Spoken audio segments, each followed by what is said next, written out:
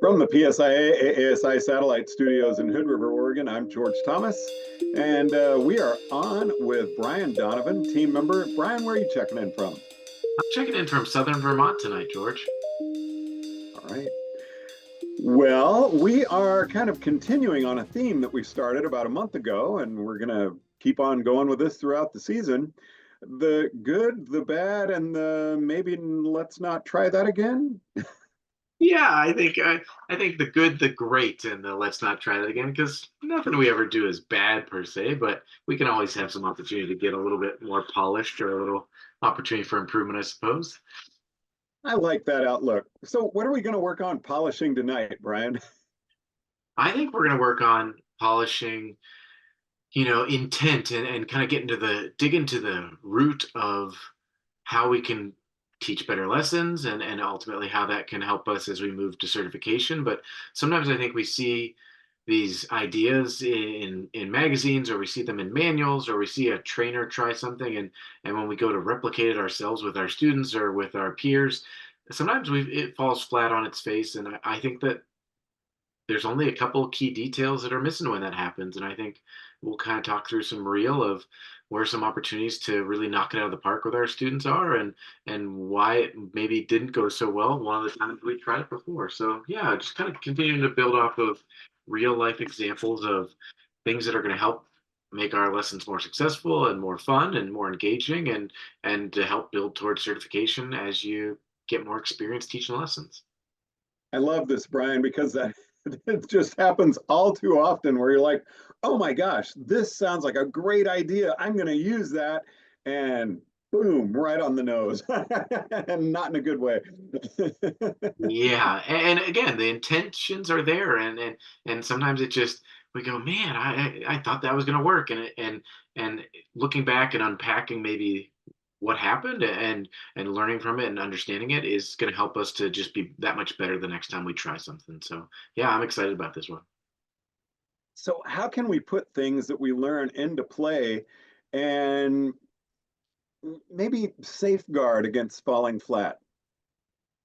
Well, I think just taking the 5 to 10 minutes to unpack what the thing we're really trying to accomplish is, and what we're really trying to do with our students. What are we really aiming for and shooting for, and making sure that we're addressing that, and not just addressing a byproduct of that, or uh,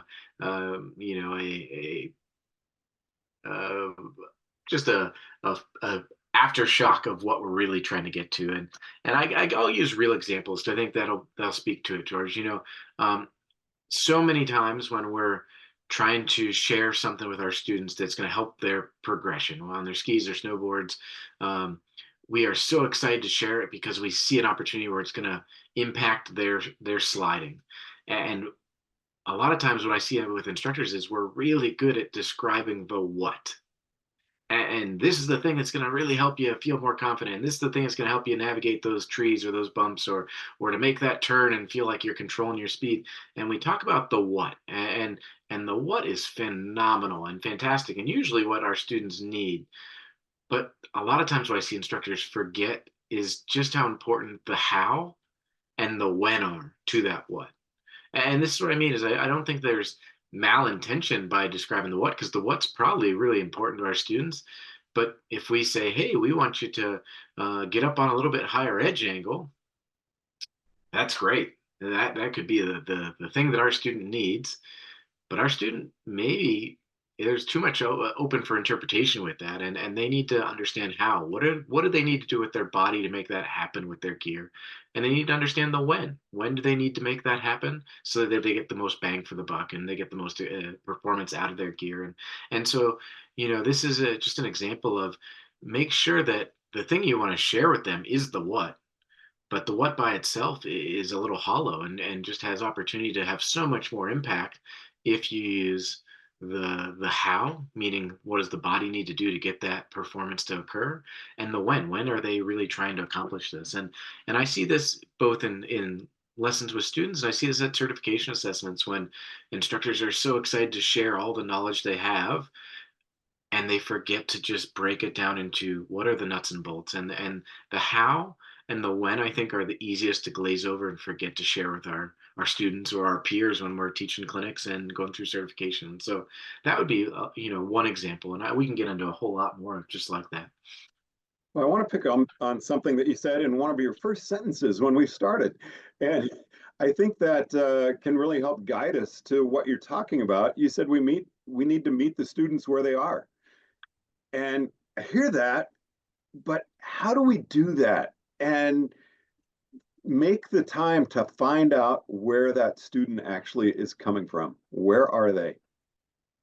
Yeah, and this is such an important piece, and it's been so exciting to see us as an organization take a really big focus on connecting with people over the last handful of years and really drawing a spotlight on that, because meeting people where they are has to involve two-way communication and has to involve us listening to what they're saying and watching their body language and watching for cues that they're giving us and hearing the cues that they're giving us and asking questions, whether they're clarification questions or maybe questions that probe a little bit deeper to get a true understanding of what are they at in terms of their skill, in terms of their confidence and their fear, in terms of their goals and what they're trying to achieve. And so this communication piece on the forefront is super important, but it doesn't stop at the beginning, right? It's an ongoing, continual communication between us as the instructors and our students as the people in the lesson with us. And so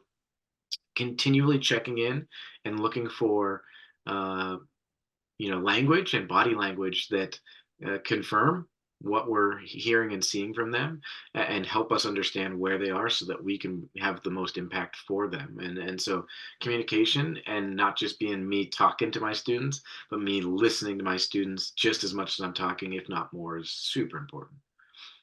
And this seems like something that would be really important during an exam, certification, and seems like something that could be very easy to overlook during that experience because we're kind of assuming where people are in that instance. We're all wanting to get our level one, level two, or level three. We're all here for the same thing. But as an examiner, when you're looking at people skills, I'm assuming you're really taking the finding out where people actually are is very important.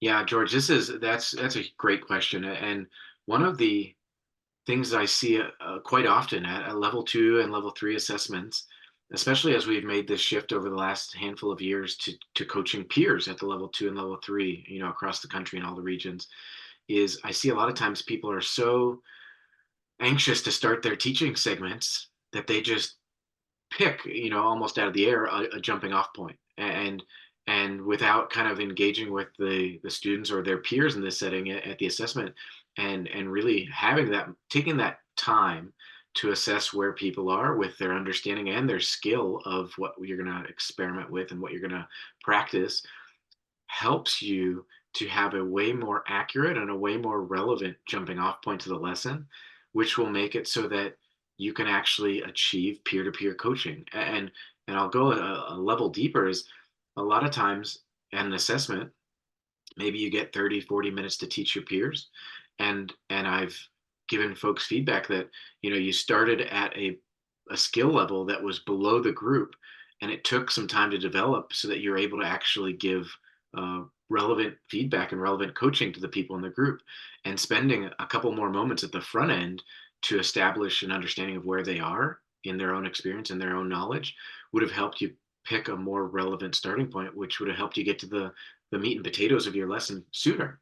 And that's really such an important aspect of transition in our teaching from our normal everyday lessons with students to teaching on an assessment, is making sure that we treat it similarly, that we spend time really understanding what our students are bringing to the lesson, and we make sure the lesson addresses what they need and what they where they are in their skill and knowledge levels at that point. And so that's a nugget that I would absolutely share if you are going to certification, is don't brush past the initial assessment and planning phases of your lesson, make sure to spend time to help yourself have a really clear jumping off point that's going to be relevant to the participants, and then continually check in through that communication and listening and asking clarification questions to make sure that there's understanding that helps you be a really effective teacher. And so that's, George, just a phenomenal question.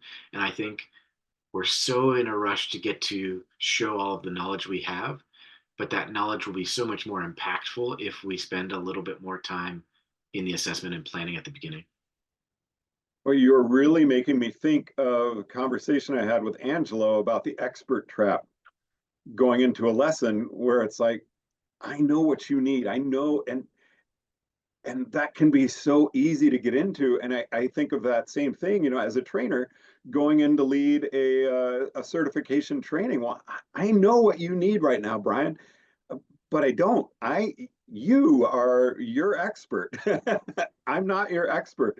Um, and yes, we do want to get that knowledge out there. I'm not shying away from that, but it's how we do that. And I do kind of want to step back into that discussion a little bit with you, because I mean that's really what we're talking about, is the expert trap. Yeah, and the instructor or the trainer in that role oftentimes might be the subject matter expert, but the student is the expert of knowing themselves, and they need to share in that partnership to make sure that the instructor or the trainer has the tools that they need to share the information that they're looking to share in the way that is most impactful for that student. And that we've said that for years, that learning is a partnership, and it's not a one-way communication street. It's not a let me tell you all the things that I know and I've learned throughout my career. It's I need to understand you. I need to make sure that I'm adapting and making relevant changes for you. And I need to make sure that I'm listening to you so that I can give the best lesson I can in terms of impact. And I can also, it's so much more fun and engaging for the instructor or the trainer because it's individualized, and it's different than maybe the lesson that you taught to a very similar skilled student the day before, but the person is what changed, and it can change the whole dynamic and make it a completely new and fresh experience for the student and the instructor. And so it's so important to make sure we don't err on the side of forgetting that it's a partnership, and we need to include our students in that partnership. But Brian, I'm in your group being assessed on my horrific snowboard skills, and I've only got 20 to 40 minutes to impress you with my teaching. And now you're telling me I need to add these other things. What you're actually telling us, though, is, or sharing with us, is that maybe there's a more efficient way to do it that's also more effective. Yeah, speaking specifically to assessments, your opportunity to learn about your peers starts the minute you meet those peers. And the beauty of the sport that we choose to do, sliding down mountains, is that we do get the breaks to sit on the lift with our co sliders, our cohorts of sliding, if you will. And if you're in an assessment, don't wait until they say, "Hey, George, you're teaching next," and go ahead, learn about all these folks, and then teach them. Spend time throughout the day and just get to know people just like you would at your normal home mountain. And it'll help you feel so much more comfortable in your skin as you start to have real conversations and then watch some people slide, whether it's just the warm up runs of the day or maybe somebody else teaches before you do, and you get to see some people slide, and you catch lift rides, and you're doing what you do with your normal students. You're just doing it in a different setting. Our normal students, we typically meet them. We go off to a place where we can start our lesson, whether that's jumping on a chairlift or walking over to some terrain. And we don't walk in silence. We don't just go, all right, we're going to start the lesson over there. I'll meet you over there, and we're not going to talk, right? We immediately engage with them and start to find out about them. And so at an assessment, take the opportunities that you are given with being able to get on a chairlift and start to get to know where your peers are in that assessment. And then when you're teaching, it doesn't have to be all found knowledge in the first 2 to 5 minutes of your teaching segment. You can draw on all of the cool things that you've learned about your group throughout the day leading up to that point. And I love when I'm an examiner and I hear somebody say, "Hey, George, remember a couple runs ago where we were talking about this?" well, we're going to play with that. And I want you to try this, and I'm going to give you an exercise to play with. And I really want you to focus on a sensation.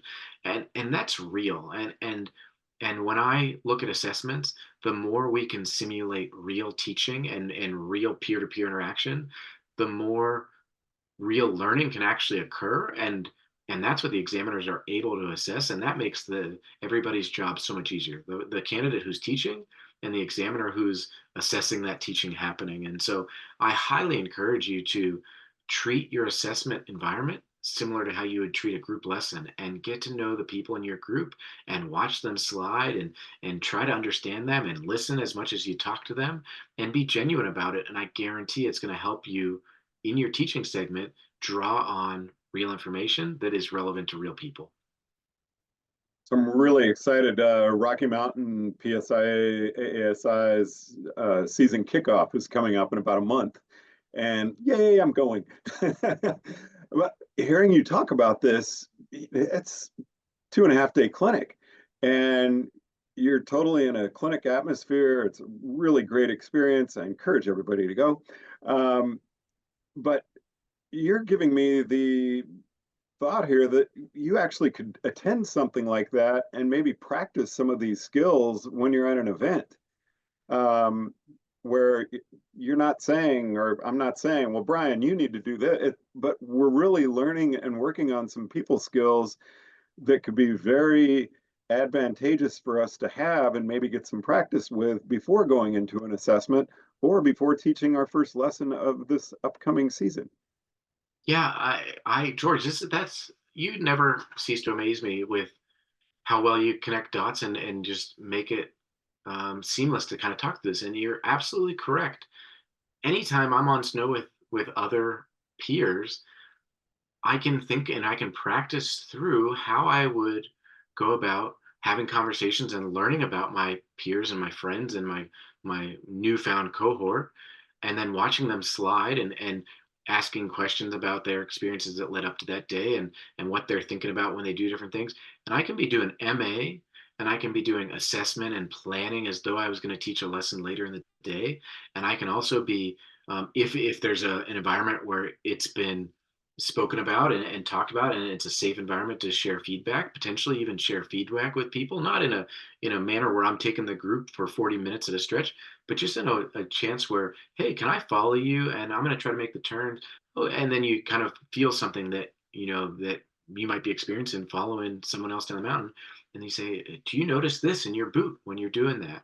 And start to have conversations that are affirming and checking your own technical understanding, and honing your movement analysis skills, and also honing your ability to have conversations and draw out meaningful understanding about people. We need to practice our people skills just as much as we need to practice our other technical skills that we use when we teach.